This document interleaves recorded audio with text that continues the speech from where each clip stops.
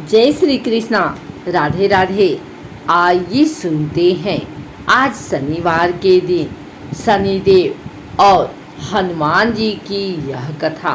शनिदेव के बारे में कहा जाता है कि वे हनुमान भक्तों को परेशान नहीं करते हैं।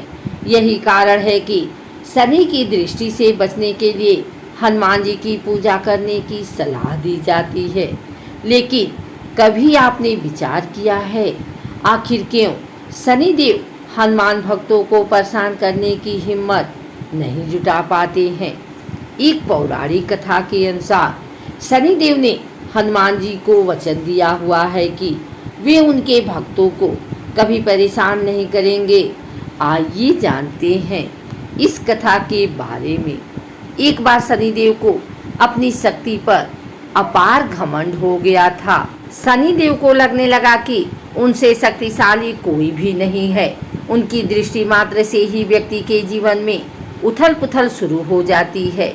शनिदेव इसी मन में चूर होकर ऐसे स्थान पर पहुँचे जहाँ पर हनुमान जी अपने प्रभु श्री राम की साधना में लीन थे। भगवान श्री राम की भक्ति में डूबे हनुमान जी को देख शनिदेव ने उन पर अपनी वक्र दृष्टि डाली, लेकिन कोई प्रभाव नहीं हुआ।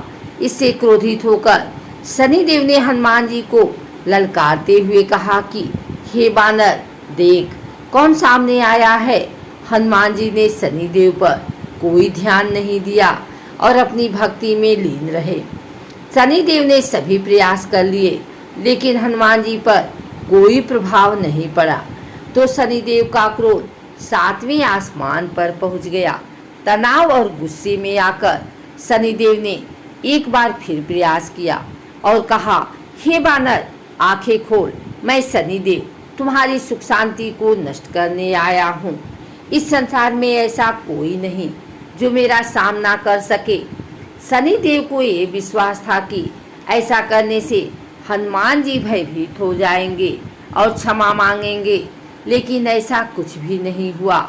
बहुत प्रयास करने पर हनुमान जी ने बहुत ही सहज भाव से पूछा, महाराज आप कौन हैं?